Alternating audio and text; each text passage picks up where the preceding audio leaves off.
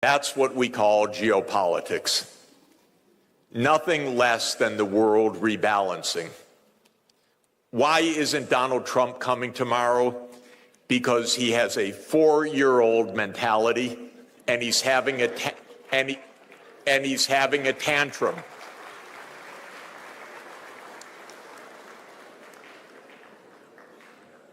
He's having a tantrum. What is the tantrum? That the rest of the world says, we don't want a king. As President Lula said, we don't need an emperor. He would come here as just one of 20 leaders, or 21. He doesn't want that. He's having a tantrum. So this rebalancing is happening.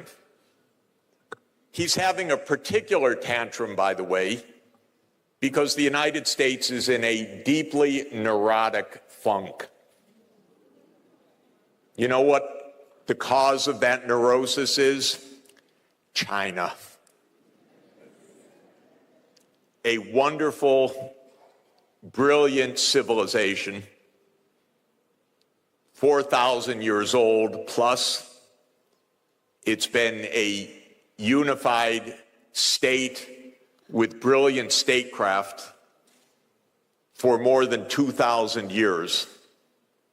Unlike Europe, in which every country of Europe fought every other country of Europe every year for 1,000 years. Most of the time, China was peaceful, united. It fragmented temporarily at some points, but it was mainly a unified country that actually, strangely enough, didn't beat up its neighbors also.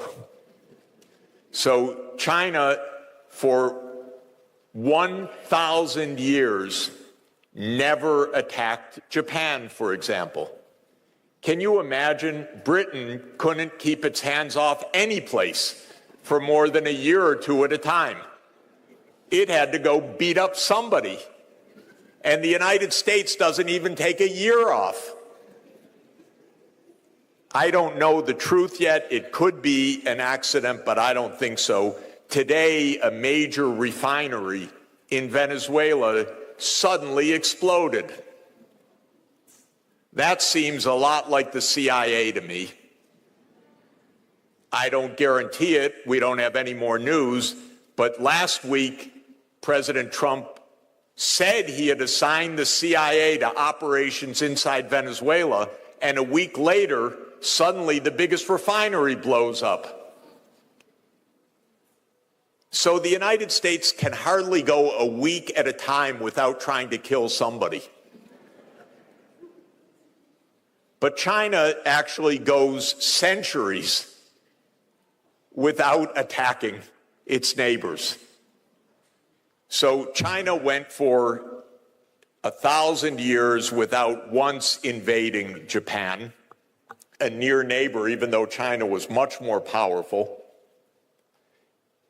Incidentally, from 2 times, there was an attempt to invade Japan from the Chinese mainland, but that was when China had been conquered by the Mongols. So 800 years ago, roughly, they tried twice. The Mongols tried to invade Japan, and they were defeated both times. But the Chinese never tried. The Japanese actually, sadly, invaded China many times, but never the other way around. And the Chinese never invaded Korea. And the Chinese did invade Vietnam once, but that was 615 years ago. And then they had a skirmish for 1 month in 1979. Other than that, that's the so-called enemy of the United States. So that's why I call it a neurosis. China's the least threat possible. Doesn't threaten anybody. Doesn't attack anybody. Hasn't been in any war for 46 years, and the war that it was in 46 years ago lasted 1 month. That's when Vietnam toppled a government in Cambodia that China viewed as an ally, and so it punished Vietnam for a month for having overthrown their ally in Cambodia. Other than that, no wars for more than 4 decades. But we're in a funk because the American idea is you have to be number one so you can boss everyone else around. And by the way, we learned every trick we know from the British, who did that for 200 years before that. So that's where the geopolitics comes in. What Adam Smith is saying in 1776 is we need to look forward to a future in which there is equal force, mutual respect, social justice. And we're at that hinge moment of history. Because to my way of thinking, we are at the end of 3 major cycles. First, with these momentous discoveries that Adam Smith talked about, these sea routes that the Europeans found, that began a period of European ascent in the world history and world economy, because Europe was nothing special economically or geopolitically in 1500. You would not put it as likely to succeed or to dominate. But those events changed the course of events. Then in 1750 and really in 1776, oddly enough, the same year that Adam Smith wrote The Wealth of Nations, a very skilled engineer, we would say today, but he didn't have that title, a man named James Watt, working at the University of Glasgow, fittingly at a university, stuck a condenser on a steam engine that had been invented decades before, and suddenly the steam engine became incredibly efficient, low cost, and suddenly the industrial age was feasible because of that great invention of the steam engine. That happened, that commercial steam engine of James Watt, which is why we talk about megawatts today, because of Mr. Watt and the power that his steam engine brought. That came in 1776, and Britain was the first country to industrialize, and it really did beat up the rest of the world after that, because the industrialization, the power that came with that, the industrial military led to a worldwide imperialism that dominated the 19th and the first part of the 20th century. And at its apogee, the British Empire had 1/4 of all the people in the world under British imperial domination. Of course, India was a big part of that 25% of humanity. So that's a second part of a cycle. And then, because Europe has a very hard time making peace within Europe. It's really a sickness, actually, I'm sorry to say. We love Europe. My wife's born in Europe. My family comes from Europe. But they fight each other so much. Not my wife and me, but every 2 countries bear a grudge. Yesterday, I was texting with a friend of mine who wrote to me because he was giving a lecture in Poland, in Warsaw. And I said, yes, it's so sad, the hatred of Russia in Poland. And he said, oh, but remember what Russia did. And he said, you have to remember in 1792. That's what he wrote. And I wrote, get over it. You don't have to fight every time, because in 1792, you fought because the Russians would say, yes, 1792, but in 1610, you invaded us. And that's true, by the way. Poland started it.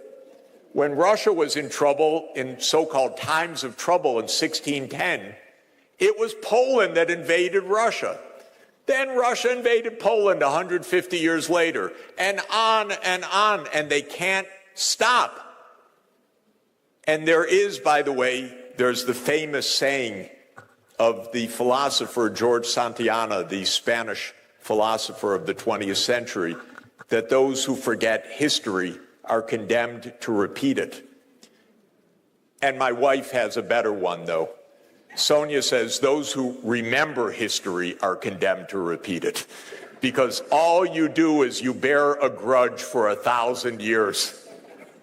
Get over it.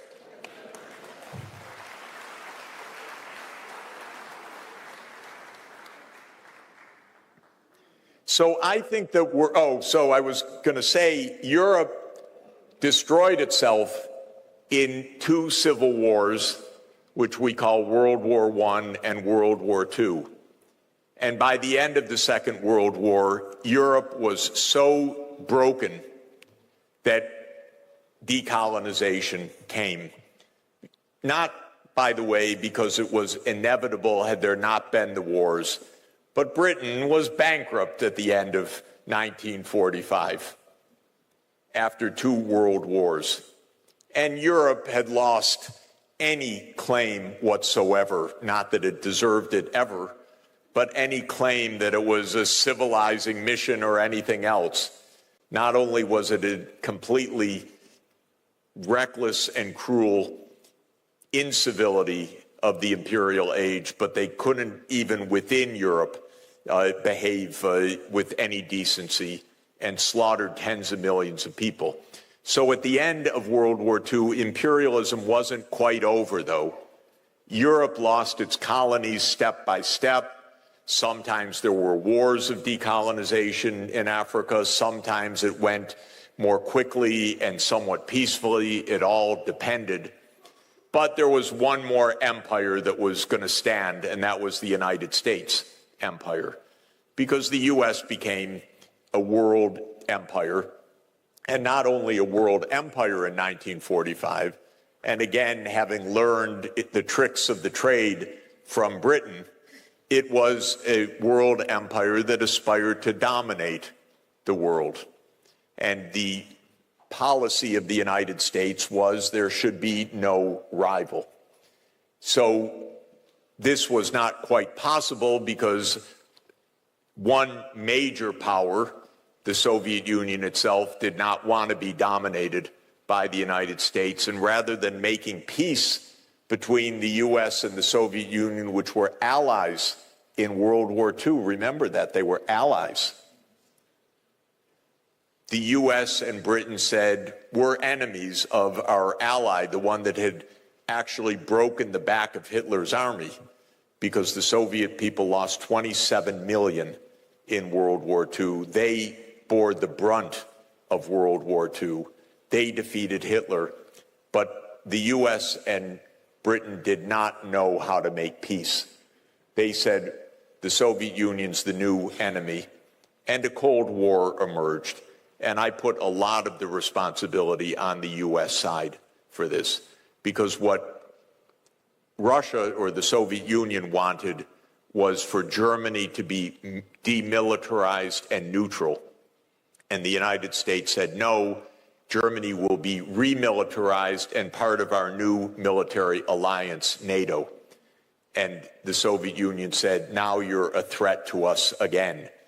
And that led to decades of Cold War. So we lost what could have been the peace. But the United States saw the Soviet Union as, of course, the enemy. The Soviet economic system was not so great, and the U.S. was out to break it in any event through controls on technology and isolation, containment, it was called. And as of 1991, the Soviet Union had an economic collapse, and it collapsed into 15 successor states. And I mention this because at that moment, the United States said, Oh my God, now we made it. We're alone. We run the world. And believe me, that's how they felt. And that was an illusion, a delusion. They thought Russia, that's a nothing. And they thought China, don't they grow rice there? That's an impoverished country of villages. We don't even have to worry about that. We are the sole superpower of the world.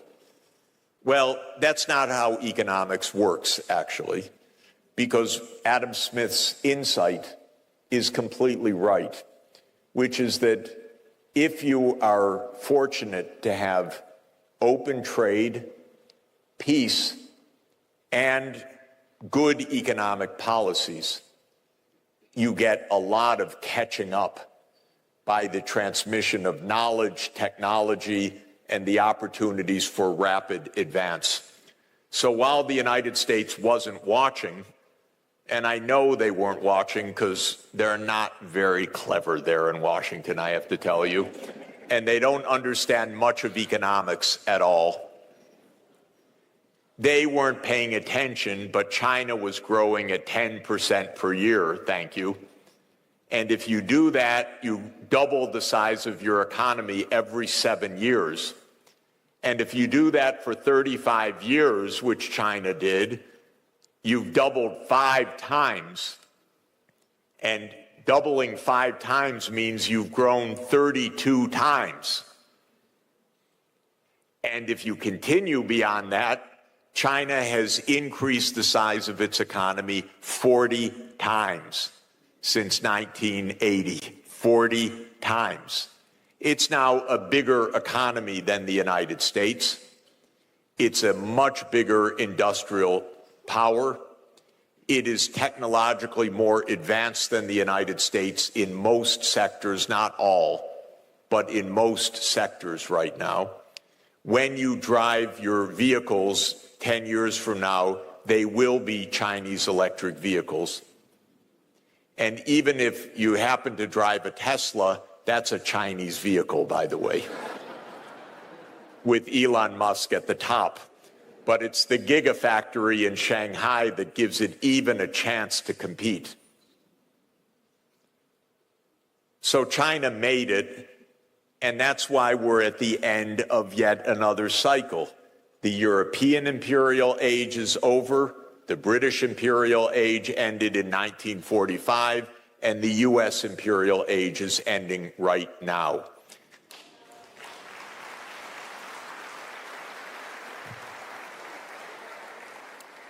And that's why Donald Trump is home, because he doesn't want to be one of several. That's all. The delusion is still in Washington, by the way. It's not over. It's still a powerful country. It's still a dangerous country. It's got too big a military. It still has its hands on the valves of the international payment system to a large extent. It can turn on and off the spigot for countries that are vulnerable. Remember, the IMF and the World Bank are U.S. institutions, even though they are multilateral institutions. They were founded for not bad purposes, by the way, but they are American-dominated institutions, and that gives continuing power. And I always emphasize geography in thinking about economics. So the geography is that at Pennsylvania Avenue, which is where the White House is, now there's a West Wing and no East Wing because he knocked it down a couple weeks ago, this idiot. Excuse me. Sorry, it's true. I'm just being technical. At 16th and Pennsylvania is the White House. 15th and Pennsylvania is the Treasury Building. 17th and Pennsylvania is what's called the Executive Office of the President of the U.S. 18th in Pennsylvania is the World Bank. And 19th in Pennsylvania is the International Monetary Fund. So it's only 2 blocks from the president's office to tell the IMF what to do. You don't even need to text it. It takes 30 seconds to walk across the street to say, veto that country's program. And that's still power. But it's power that is fading. It's fading in part because of the BRICS. Because the BRICS are saying, we don't need to be under the thumb of a U.S. empire.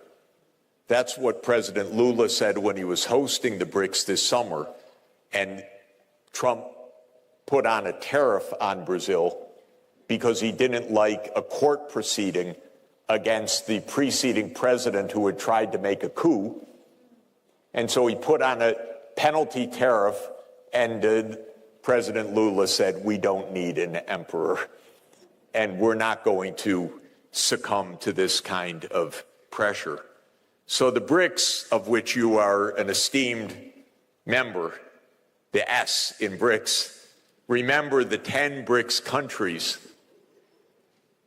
Brazil, Russia, India, China, South Africa, and now Egypt and Ethiopia, United Arab Emirates, Iran, and Indonesia. The 10 BRICS countries have 46% of the world population. Thank you. And 41% of the world GDP. And they can look at the G7 and say, who are you? And that's what they're doing. So this is the new phase of geopolitics.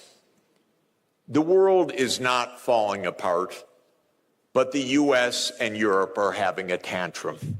That's different. And the world is not fragmenting. The US is isolating itself. It doesn't even go to the parties anymore. It puts on tariffs. It says, you can't have our market. And the rest of the world says, okay, because your market's not so important for us. And Trump said, okay, we're going to punish you, China, for being so successful, by the way. We're going to put 100% tariff on you. And the next hour, China said, okay, we're putting 120% tariff on you. And then Trump said, okay, we're going to restrict any advanced chips going to you. And China said, okay, no rare earth magnets. And the U.S. within a half an hour said, we surrender.